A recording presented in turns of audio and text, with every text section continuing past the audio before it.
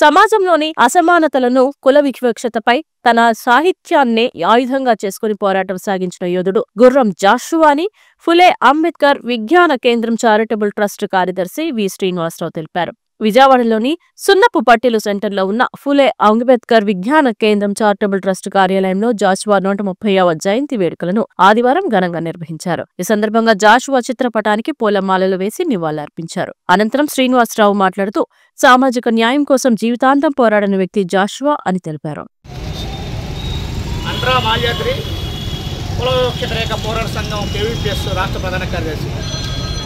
రాష్ట్రంలో దళితులపై దుర్మార్గమైన దాడులు కొనసాగుతూ ఉన్నాయి, అత్యాచారాలు జరుగుతూ ఉన్నాయి. వీటి నివారణ కోసం ఏమాత్రం కూడా పాలక పార్టీలు ప్రయత్నం చేయట్లేదు. ముద్దాయిల్ని కాపాడటం కోసమే ప్రయత్నం తప్ప బాధితులకు రక్షణ కల్పించే విషయంలో ఏమాత్రం కూడా శ్రద్ధ తీసుకోవట్లేదు. ఏదైతే ఎస్ఎస్టీ చట్టాలు ఉన్నాయో చట్టాలను కూడా నీరుగార్చడం కోసం ప్రయత్నిస్తూ ఉన్నారు. ఎస్సీ ఎస్టీ చట్టం ప్రకారంగా ప్రతి 6 నెలలకు ఒకసారి రాష్ట్ర ముఖ్యమంత్రి అధ్యక్ష సమావేశం జరగాలి, మంత్రి అధ్యక్షత ప్రతి 3 నెలలకు ఒకసారి జరగాలి. ఈ ప్రభుత్వం వచ్చినాయంటే ఈ 16 నెలల కాలంలో కనీసం ఒక సమావేశం జరగలేదు. గత వైసీపీ ప్రభుత్వంలో 5 ఏళ్లు జగన్మోహన్ రెడ్డి ప్రభుత్వం ఉంటే ఆ జగన్మోహన్ రెడ్డి ప్రభుత్వంలో కూడా ఒక్క సమావేశం జరగలేదు. అంటే దళితులంటే గిరిజనులు అంటే నిర్లక్ష్యంగా ఉన్నారు, అహంకారంగా ఉన్నారని స్పష్టంగా అర్థమవుతా ఉంది.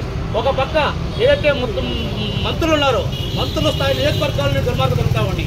ఈరోజు రాష్ట్ర ఉప ముఖ్యమంత్రిగా ఉన్నాయంటే పవన్ కళ్యాణ్ నియోజకవర్గంలో మల్లంలో దళితులను సాంఘిక బహిష్కరణ చేశారు. రాష్ట్ర సంఘీయ సంక్షేమ శాఖ మాచర్ల నియోజకవర్గంలో బుద్ధుడిని అంబేద్కర్ని చిత్రపటాలు ఊరేగింపు కొట్టుకున్నారు. అట్లనే రాష్ట్ర హోంశాఖ మార్చుకున్నాయంటే నియోజకవర్గం పైకిరాపేట నియోజకవర్గం నక్కపల్లిలో దళితుల మీద దొంగతనం కేసులు పెట్టి ఇంతవరకు కేసులు నమోదు చేయలేదు. అంటే ముద్దాయిల్ని కాపాడటం కోసమే ఈరోజు పాలకులు ఉన్నారు తప్ప ముద్దాయిల్ని శిక్షించి బాధితులు రక్షించే విషయంలో ఏమాత్రం లేరు. ఈరోజు ఎఫ్ఐఆర్లోనే నమోదులు నిర్లక్ష్యం జరుగుతూ ఉంది.